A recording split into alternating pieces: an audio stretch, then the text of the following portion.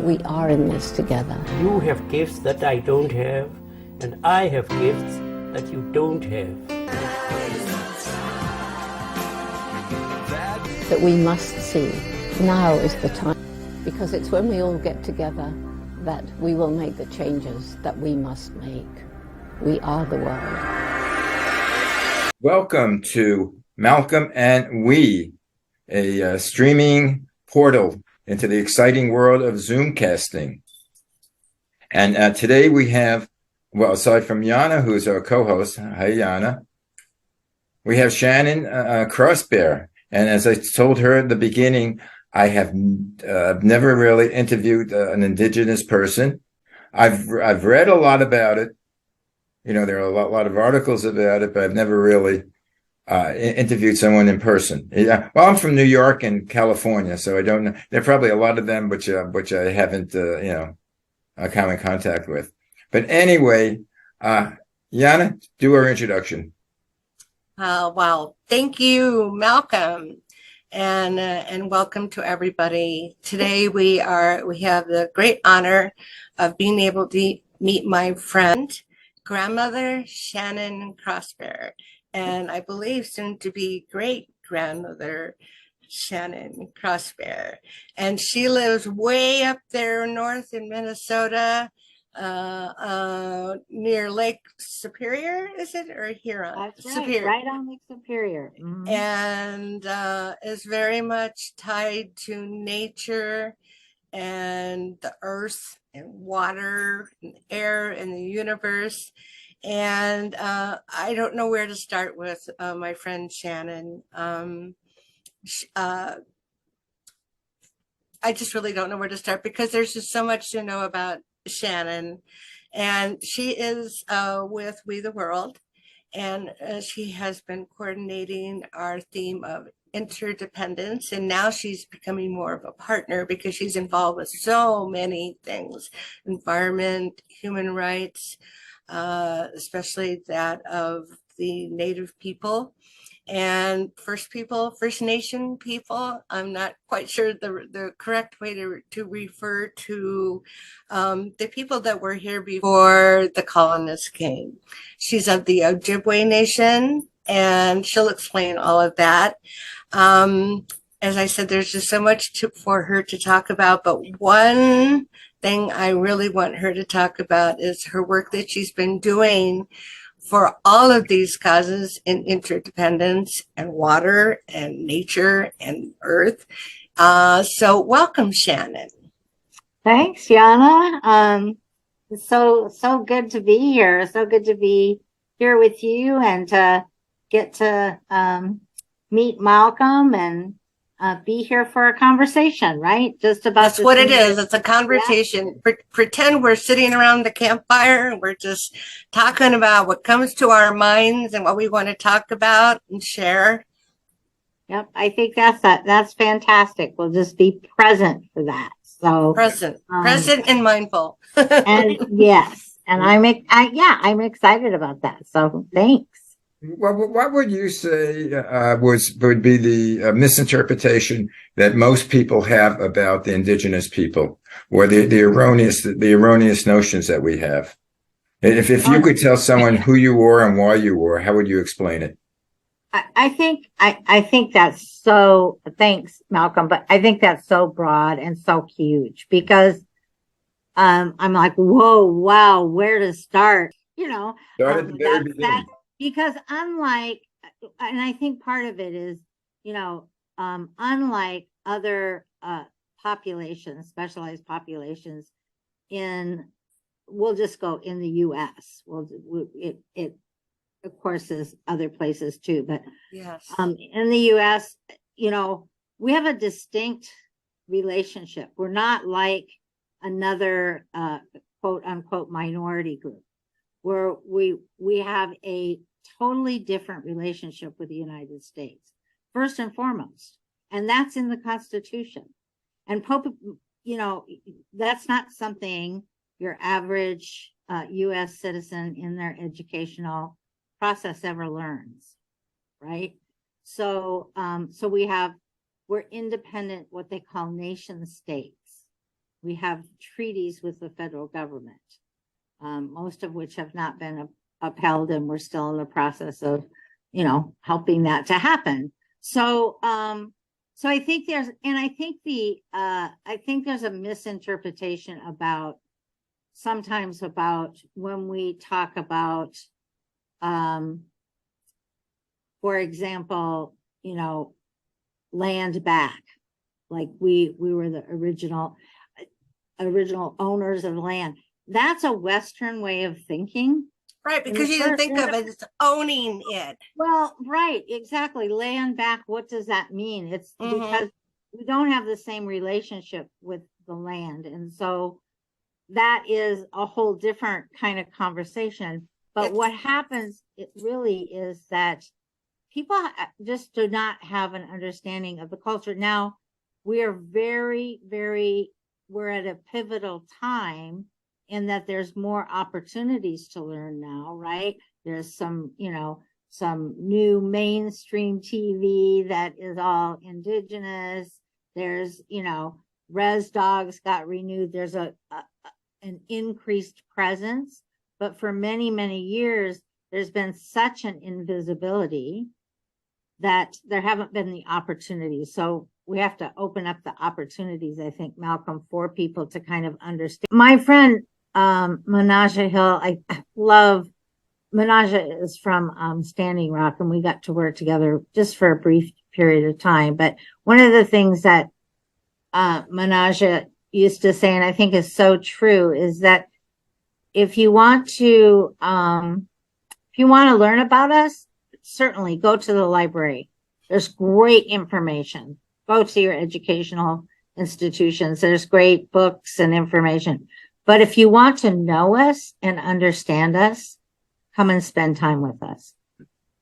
Come and live with us. On the reservation? Yes. Or inner, I mean, certainly that's another misconception, Malcolm, is that they think that our population is only on the reservations. Only about 30% of our tribal nation population lives on reservations or reserves. The vast majority live in the cities, and usually larger metropolitan cities. And there was a period of time where the government helped that to happen. Two things were happening. They were terminating tribes because they wanted to be done with responsibilities under the treaties. But anyway, they were terminating tribes, and they were because of the high levels of poverty that were happening. They were offering, it was another way to get that responsibility down. But what they would do is they would give folks a ticket, first month's rent, to, a major metropolitan area. And most of them, that was like Chicago, Los Angeles, San Francisco, Denver, Minneapolis, so Seattle. So there's, so those populations, those tribal and intertribal populations began to grow in those communities. So most large communities have natives that live in their general population, but they don't see that. We're so invisible, right? Because everybody grew up with cowboys and Indians, and they're looking for our teepees and our feathers, and and first of all, we had to hide our feathers or be arrested until the 70s. And if you live where I live, you certainly aren't going to be in a teepee. So anyway, all of that to say that people's images of what that meant, it meant to be a quote unquote Indian person in Indian country in the United States of America had a certain, belief about that. Yeah. Because that's what was held up, right? Right. Well, you said are the American Indians, are they citizens? Are they allowed to vote and everything? They were not until I think it was either 23 or 25. But they are now. They're, I consider myself a tri-citizen, actually. I'm a citizen of the U.S. I'm a citizen of the Ojibwe Nation, and I'm a citizen of Canada because my tribe is actually in both the United States and in Canada. So what that says is how it reads for Canada is you have all the rights and responsibilities of a Canadian citizen, though you be not a Canadian citizen. And they honor that treaty. On the US side, they don't honor it so much. They make you declare either US or Canada. So anyway, it's an interesting dynamic because all the way around, like when you think about it, because here you are, a citizen of your nation, and another nation determines your citizenship. What? How does that happen? I don't see how, the Native Americans could be more native, born in this country. Well, yeah, but and how it happens though. I mean, even within I'm a citizen of the Ojibwe Nation, and to have another nation determine whether I am a citizen of that nation or not, it has to do with the federal fiduciary responsibility through the treaties. Like, that's why we're the only grouping of people. I mean, this is a whole race-based kind of thing because we're the only group. You don't have a number. The only numbers I remember were with that I'm hearing about were during the Holocaust, right? Guess what? We're all registered. We have a number. I mean, you have Social Security, don't get me wrong, but we have a number from birth that determines who we are based on blood quantum level. Really? Wow. Well, and then you're also of, and I don't know how strong it is in your DNA makeup, but it sounds like it's fairly strong, of Irish ancestry. Oh, absolutely, absolutely. And I identify fully with the Celtic nature of an earth-based peoples. Exactly. Because when I think about it, I mean, if we follow it back lineage-wise, we're all indigenous at some point in time. Right. But it's a matter, to me, it's a matter of at what point in that lineage colonization happened, that you moved away from self-sovereignty and sovereignty and, those kinds of things because that colonization happened to all peoples. Very interesting. But now getting back to the theme of our show, what is your relationship to We the World? How did you get involved with them, and what are you doing with them? Well, I think let's see, how did through relationship, that everything happens through knowing someone who knew someone. Yeah, well, I've been doing some work with just really kind of elevating the idea that that with children about what needs to happen, right, in terms of how we begin to shift our way of being and thinking in the world and our presence, and what this generation, there's a lot of traditions that tell us that this particular generation that was coming up really had an opportunity to do things differently. So that kind of was my initial kind of introduction to We the World and what they were doing in terms of an International Children's Month. And I began to put together some stories and some teachings because it felt like it was time to teach people about the water. I think one year the theme was water. And so I wanted to share what was happening with the waters in terms of the water walkers and the indigenous grandmothers and what they were doing to bring attention to the needs of the water in our world. Now, something about that. I certainly notice more about that now, and I don't know if it's just because I'm more aware and paying more attention, or has it always been that way? But it's just been more, not as like I said, if I know about it, then that must mean that a lot of people know about it, is the way I look at things. But it could be that it's just becoming more, there's just a greater awareness of women and women of nature, and with the whole environmental crises that we're in and the climate warming. What do you think? Probably for you, it's been a part of your whole life. Well, I mean, I remember the grandmothers of my time. I can't believe I'm here now, but the grandmothers of my time telling us when I was very small that the conflicts that were happening over the land in my lifetime would be the conflicts that would end up happening over the waters.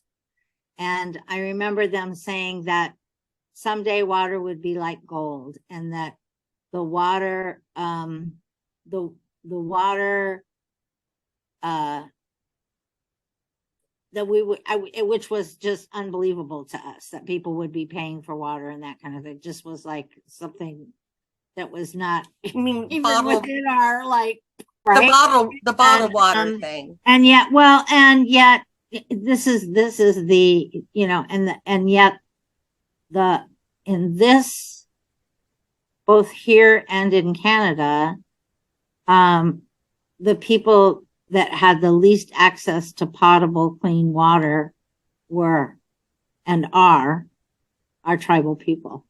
Yeah, that's all over the world, because they say that the next war will not be fought over. This was a while ago, over oil or minerals. It'll be fought over the access to water, because I know they talk in Africa about families walking 20, 30 miles a day to load up the water, because there's no fresh water around. And especially right now, in there's certain areas that big industries are polluting the water, so the water is not even fit to drink. But what my image of let's say an American Indian is more someone who's very spiritual.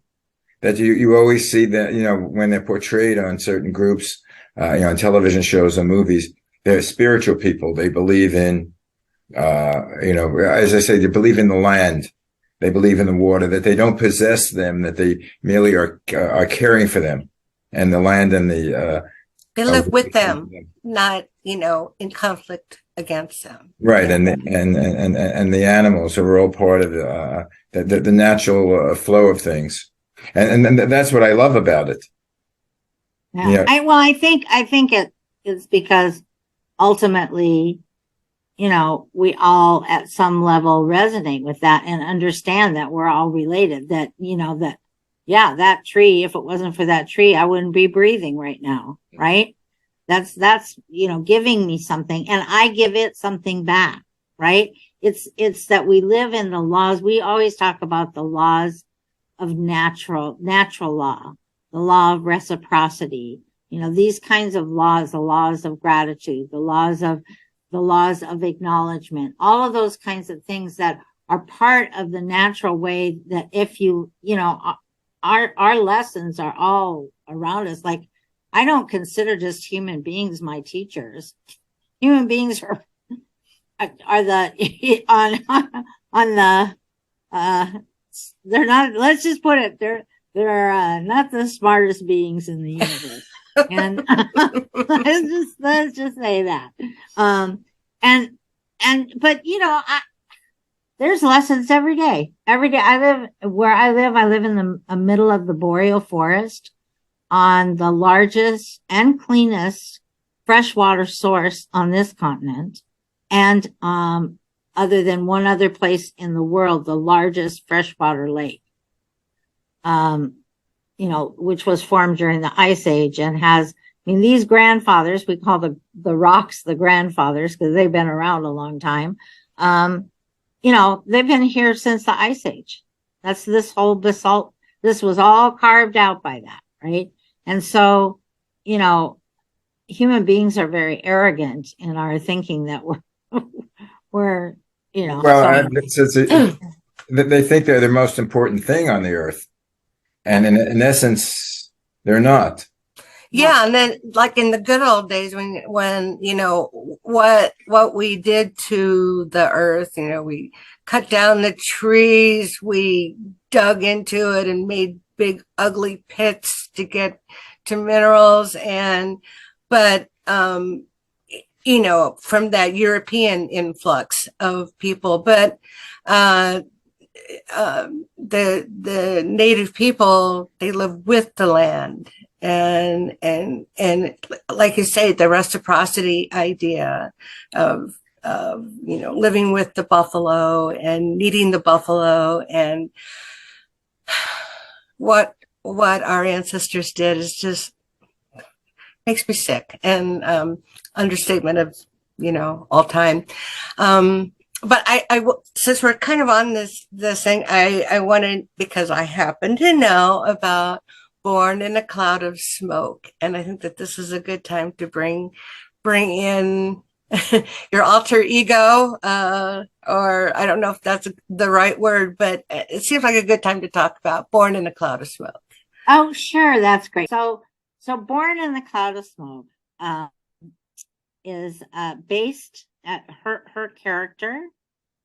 Who she is based on many aunties and granny aunties that I've had the honor of being around in my years. And so she has her own backstory and about, you know, how she came to be, but she has opinions and she's not afraid to share them.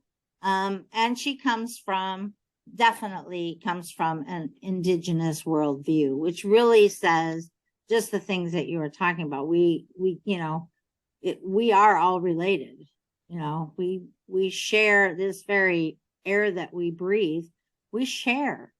You know, this was oxygenated in a different way at a different point in time. The water, if there is only water, there's water.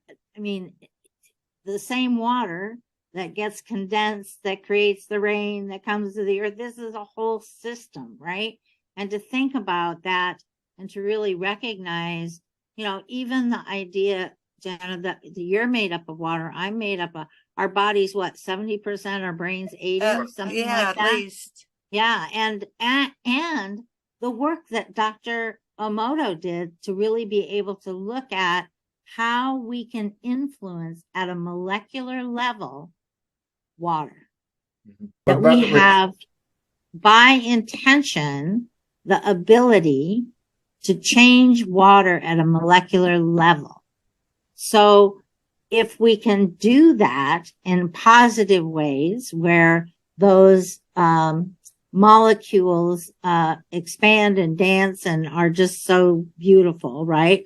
To an unhealthy way where we can influence them to really not be so healthy, right? And so if we have the ability by that, and we're made up of water, we just really have the ability to change just through mere intention, and to change not just ourselves, but everything that's made up of water. Interdependence. What they have now, as far as I know, they're experimenting in California, is the desalinization of the water, because we are surrounded by water, but we can't drink it. It's a salt water. Water everywhere, and not a drop to drink. I think our planet is about 80% water, you know, with the oceans. And if there's a way of desalinating the water and make it drinkable, that can be our salvation as far as water is concerned. As far as climate's concerned, you know, that's another matter. But by the were you talking about Born in the Cloud of Smoke? Is that a book, or is it a person, or is it a philosophy? No, she's. If you want to, I'll just go get her and see if she'll come and join us. Yeah, see if she's free. Okay. Okay. I will check and see. That's a person. Okay. Yes, this is fascinating and wonderful. You'll really enjoy this. And grandmother Shannon CrossBear does a lot with Born in a Cloud of Smoke. Oh, okay. Hello. Anin in the way, Maganak. That means hello, my relatives. By the way, do we call you for short? Do we call you Born I kind of like you can call me Cloud. or Cloud? Yeah, yeah. Not So, Smoky. well, no, some people used to call me Smoke, but yeah, Cloud I like better. So, But but yeah, Cloud that's is me. wearing her mask. Yeah, I know I'm wearing my mask because it's still flu season, and COVID, we got to yeah. take care, especially us elders. I got a few more things to say, so I want to be around. Yeah. So Do I you? gotta Yeah. protect myself. Yeah. Do you go to schools to educate children and inform them about the indigenous people? I haven't, but sounds like fun to me. Yeah, Mostly Born in a Cloud of Smoke hangs out in a really cool wagon. I have a storytelling wagon. Yeah, it's really cool. Some stories from there, my stories, other people's stories, just stories all over the place. Like even my name has got a story. Right. You have to tell that story. Well, so my English name is Angelique, but my Anishinaabe name is Born in a Cloud of Smoke because I was born in a cloud of smoke. I'm the last person that was born in the middle of Lake Nipigon. It's up there in Ontario. Yeah, I was born on that island called Jackfish Island. And what happened was that at that time there was the Hudson Bay fur folks that were there on that island, and we were there about maybe 20 of us families together. And there was a fire. And my mom, she was pregnant with me. And so there's a big fire on that island and only two ways to go. One way, one the other. We went to Gull Bay, and the other people, they went to a place called Long Lac. So that's what happened that time. About almost 100 years ago now. Wow. So you can say yeah. So that's why I got my name, Born in a Cloud of Smoke, because You look good for 100. You're 100 years old. I'll be 101 next year. Wow. Well, I think that. And Yeah, then we went to Gull Bay, we have and something then in common. they didn't do nothing for our birth stuff until the missionaries came, and then they baptized us and gave us a little certificate that told us when we was born. But so close as I can tell, it's 101. Well, we have something in common. I was born on an island. Yeah, There's a little island off of Manhattan called Coney Island, Coney Island. and I'm a native of Coney All I Island. know about Coney Island is hot dogs. Nathan's right. Oh, you are. Yeah, we have a Coney Island. There was a Coney Island in city, Thunder Bay. Yep. I used to love them. Born in a Cloud of Smoke. Do you also deal with We the World? Are you a volunteer? Oh, yes, I tell stories. I help them with their campaign. So I try to say something about every one of their 11 campaigns. Campaign on the environment, campaign for women, campaign for peace, campaign for children. Yeah, all the campaigns. Yeah, justice, human rights. Yeah, I try to do all the campaigns. You're a busy woman, and for 100 years old, wow. Well, you gotta do it. I'm only here for a little time in the world, so you gotta just, do it. That's why I started telling stories, is I ain't gonna be around forever. Well, hopefully you will. Well, kinda. At least if not, I figure we're all around, kinda. well, at least if not physically, spiritually. Oh, of course. Yes, your lessons will live on. I talk to my ancestors all the time. They talk back. There's 2 times in our life where we really are hearing them the best. That's when we're wee little, especially in that first couple years. And then on our earth walk. And then again when we're in the last couple of years of our earth walk. Yeah. Those are special times for hearing those ancestors. But born in the cloud of smoke, we need you. Keep up the good work. But could we speak to Shannon CrossBear? Sure, I'll see you in a little bit. So thanks Thanks. for letting me come in and say hi. It was good to see you, Yana, Yep. again. Great Thank meeting you, Cloud. Angelique, so nice to see you again. Oh, I just love Born in a Cloud of Smoke. Yeah. Well, thank you for introducing us to Born in a Cloud of Smoke. You're welcome. You're welcome. But Yeah, she has a lot to say. yeah, She's but busy. She's but been. what I have to say, our half hour is up. Oh Wow. no! So would you like to tell our audience anything before we go? Is there a way I of think, yeah. I Is there a think, way of getting in contact with you? Do you have an email address that we oh, could? sure. You can find me on Facebook, Shannon CrossBear, or very, very difficult, ShannonCrossBear@gmail.com.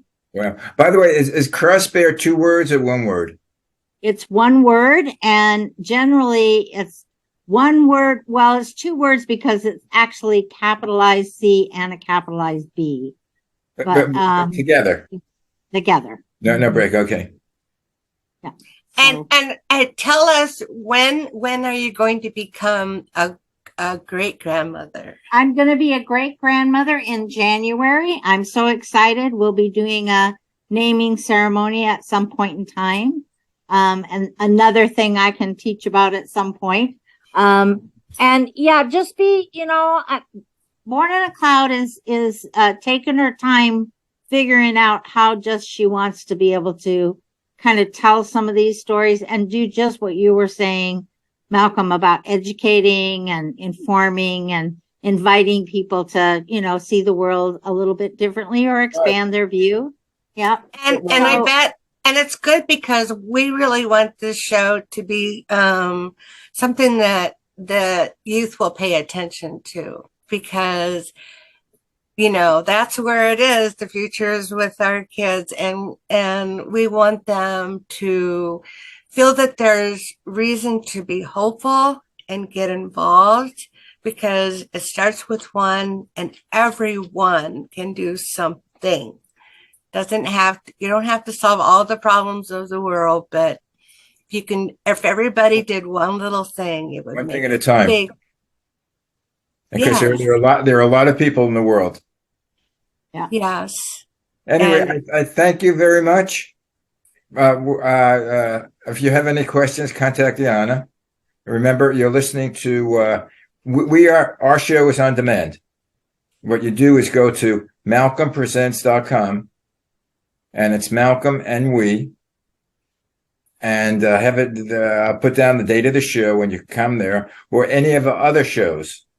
Right now, I think this is the 5th show or the 6th show. Yes, this is the 5th This is show. just the beginning of our series. Our very first show was with our leader, our fearless leader, Rick Ulfick, and your great friend, Maxine, who is with, that's how I met Malcolm. We were talking about how, you meet someone, and that's how this all came about. So, And she has this Many Shades of Green. Of green, right. And she has a project actually in Chappaqua. They're trying to save a forest. The Buttonhook Forest. And the indigenous history. Right. And she says there are a lot of Indian artifacts on there that might be destroyed. So they're working to save that. And so we've had a lot of fun putting this together, and we're booking into January now. There's so many fascinating people to talk with. Anyway, we're looking forward to having you on again with Yes, definitely. with Forming a Cloud of Smoke. Yes. Great. Okay. Anyway, Thank you, Shannon. Grandmother thank you, Shannon. Thank And you. you're listening to Malcolm Presents. You're listening on MalcolmPresents.com, and the show is Malcolm and We, and we'll see you guys next week. Bye. Bye-bye. The objective of the organization We the World is to facilitate cooperation on a global scale amongst groups and individuals dedicated to implementing solutions to the many challenges we face on the planet at this time.